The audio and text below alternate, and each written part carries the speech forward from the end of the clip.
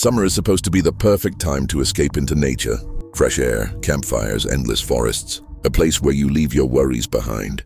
But for some people, those peaceful camping trips turned into the most terrifying nights of their lives. Imagine lying inside your tent at 2 a.m., hearing slow footsteps circling outside. You call out, but no one answers. Then you hear your own name whispered from somewhere deep in the trees. Some campers vanished without a trace. Others came back with stories so disturbing that their friends and family still struggle to believe them. Whether it was something human, something hiding in the wilderness, or something that should never have been there. No one really knows. Tonight, you'll hear 3 chilling summer camping stories based on terrifying experiences that will make you think twice before pitching a tent in the middle of nowhere. And whatever you do, don't skip the final story. It's the one that many viewers say is impossible to forget. Story 1, The Whistling Tent. Ethan, his wife Mia, and their 10-year-old son, Lucas, had been planning their summer camping trip for months.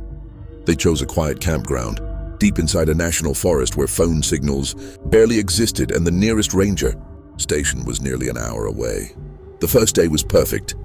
They hiked through the woods, cooked burgers over a campfire, and watched the sunset disappear behind the trees. By 10 p.m., the campground had become completely silent. The only sounds were the crackling fire and the distant chirping of crickets. Around midnight, Ethan woke to a strange sound. Someone was whistling. It wasn't loud. It was soft, slow, almost like someone was standing just beyond the trees. He unzipped the tent slightly and looked outside. Nothing, only darkness. He assumed another camper was walking back to their campsite and went back to sleep. 30 minutes later, the whistling returned. This time it was closer, much closer. Ethan stepped outside with a flashlight.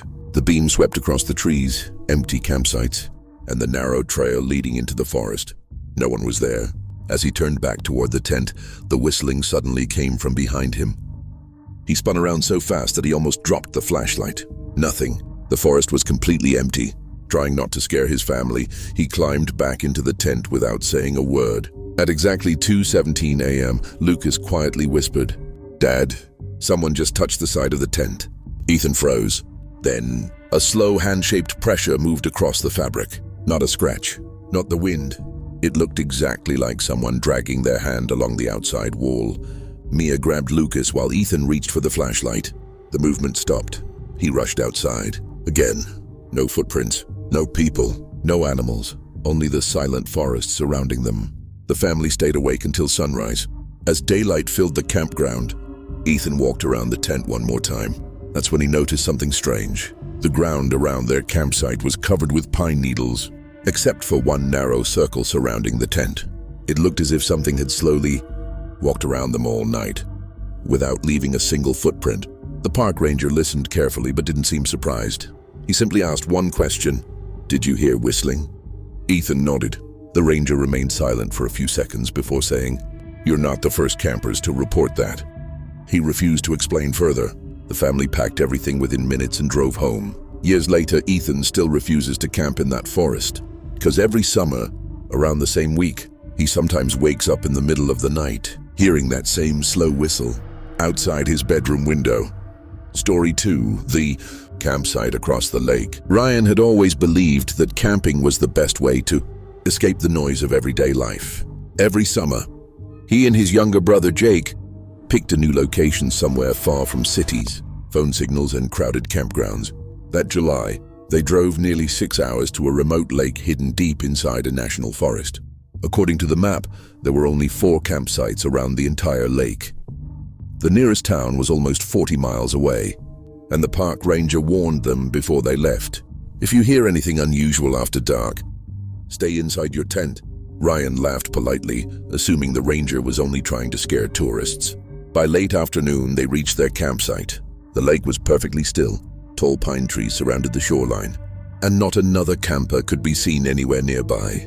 "It's like we have the whole place to ourselves," Jake said. Ryan smiled. "Exactly what we wanted." They spent the evening fishing, cooking dinner over the fire, and taking pictures of the sunset reflecting across the water. As darkness settled over the forest, the peaceful atmosphere slowly changed. The birds stopped singing. Even the insects seemed unusually quiet. Jake noticed it first. Do you hear that? Ryan listened carefully. Nothing. Exactly, Jake whispered. There's no sound at all. For a moment, the forest felt unnaturally silent. Ryan brushed it off and suggested they get some sleep. Around 1:30 a.m., Ryan suddenly woke up. Something had disturbed him. He sat upright inside the tent and listened. Splash. Another splash. It sounded like someone rowing a small boat across the lake. Ryan quietly unzipped the tent and stepped outside. Moonlight covered the water with a silver glow. In the distance, on the opposite shore, he noticed a small campfire burning. That confused him. Earlier that evening, there hadn't been anyone camping across the lake. Now he could clearly see orange flames dancing between the trees. He also noticed movement. Several figures appeared to be standing around the fire. Ryan called softly to Jake. Come look at this. Jake stepped outside and stared across the lake. I swear that campsite wasn't there before. Neither of them could make out faces. The people never moved closer to the fire. They simply stood there, watching the lake, watching their side.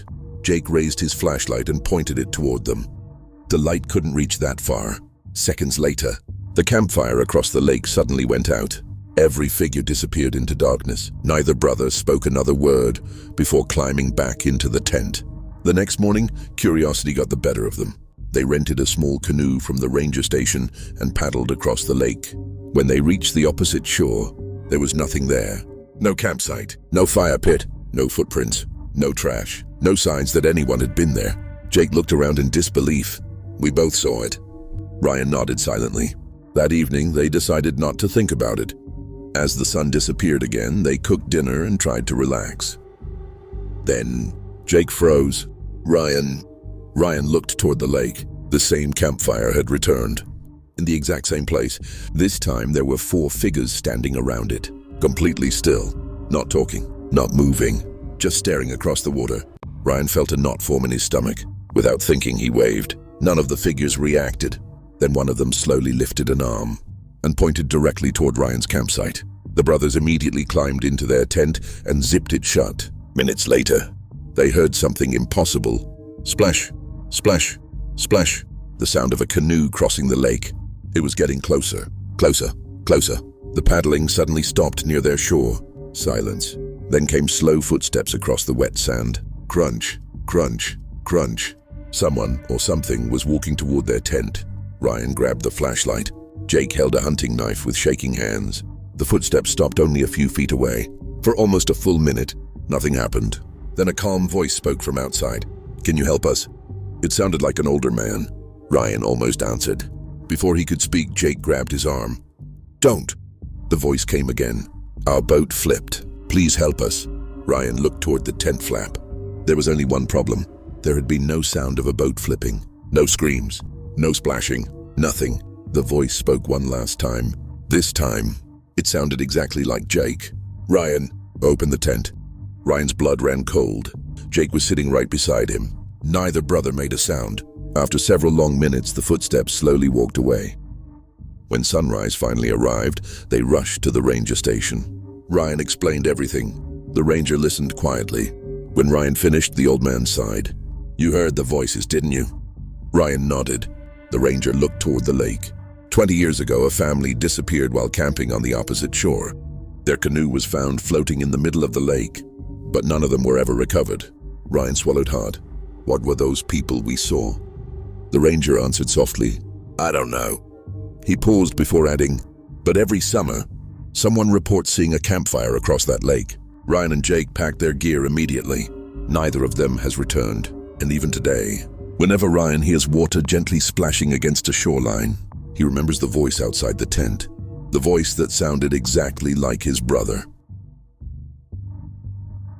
Story 3. The Last Campsite. Every summer, Daniel and 4 of his college friends made it a tradition to disappear into the wilderness for one weekend.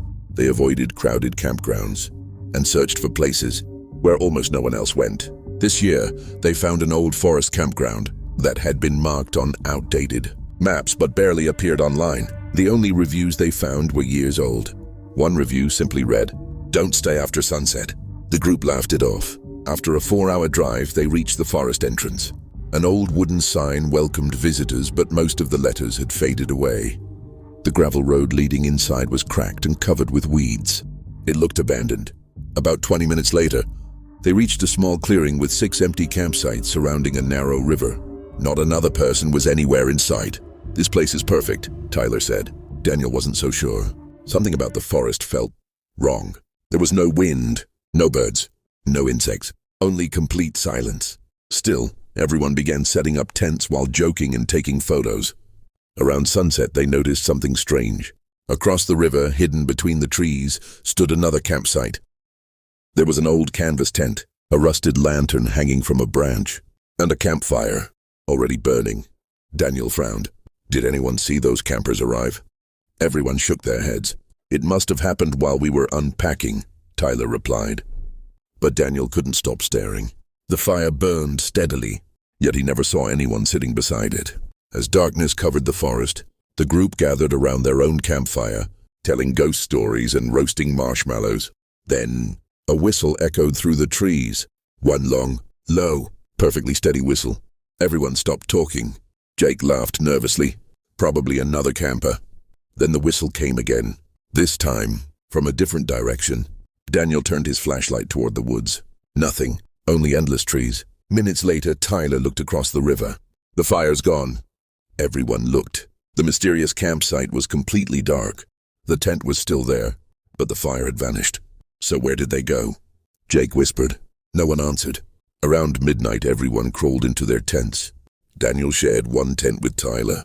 At exactly 2:11 a.m., Daniel woke to the sound of slow footsteps outside. Crunch, crunch, crunch. The footsteps circled their tent once, then stopped. Daniel whispered, "Tyler, are you awake?" No answer. He reached across the sleeping bag. It was empty. Tyler was gone. Thinking Tyler had gone outside, Daniel unzipped the tent. The campsite was empty. The campfire had burned out. Every other tent remained closed. Tyler. Silence.